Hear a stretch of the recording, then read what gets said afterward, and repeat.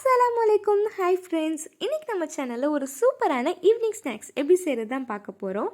தண்ணி நல்லா சூடு வந்ததுக்கப்புறமா சால்ட் ஆட் பண்ணிக்கலாம். அந்த தண்ணி நல்லா கொதிக்கும் போது 1 கப் ஆஃப் பாஸ்தா ஆட் பண்ணிக்கலாம்.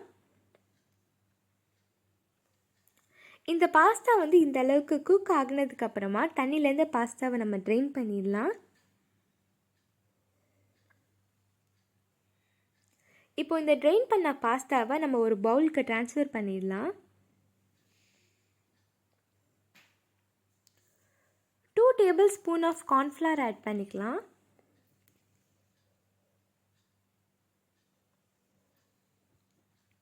இப்போ அந்த பாஸ்தாவில் கார்ன்ஃப்ளவர் நல்லா கோட் ஆகிற அளவுக்கு நம்ம நல்லா மிக்ஸ் பண்ணிக்கலாம். இந்த அளவுக்கு அந்த பாஸ்தாவில் கார்ன்ஃப்ளவர் நல்லா கோட் ஆகியிருக்கணும்.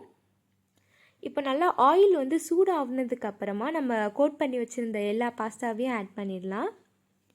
பாஸ்தா எல்லாமே கோல்டன் ப்ரௌன் வர வரைக்கும் நம்ம ஃப்ரை பண்ணணும். அப்போ தான் ஒவ்வொரு பாஸ்தாவும் நல்லா கிறிஸ்பியாக இருக்கும்.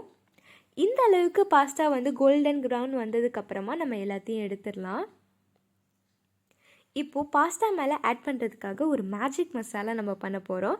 அதுக்கு chilli powder, pepper, salt and chaat masala add பண்ணிக்கலாம். சாட் மசாலா ஆட் பண்ணுறதுலாட்டி நம்மளுக்கு ஒரு டேங்கி ஃப்ளேவர் கொடுக்கும். ஸோ எல்லா மசாலாவும் ஆட் பண்ணதுக்கப்புறமும் ஒரு ஜென்டில் மிக்ஸ் பண்ணிட்டா நம்மளோட மேஜிக் மசாலா ரெடி ஆகிடும்.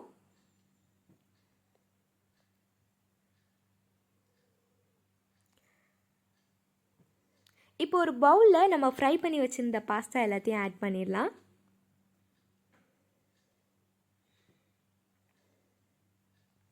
அப்புறமா நம்ம ஆல்ரெடி ப்ரிப்பேர் பண்ணி வச்சுருந்த அந்த மேஜிக் மசாலாவை ஸ்ப்ரெட் பண்ணிவிட்டு ஒரு நல்ல மிக்ஸ் பண்ணிட்டோம்னாக்கா நம்மளோட சூப்பரான ஈவினிங் ஸ்நாக்ஸ் ரெடி ஆகிடும். ஸோ உங்களுக்கு இந்த வீடியோ பிடிச்சிருந்துச்சுன்னா like, share, comment and don't forget to subscribe my channel.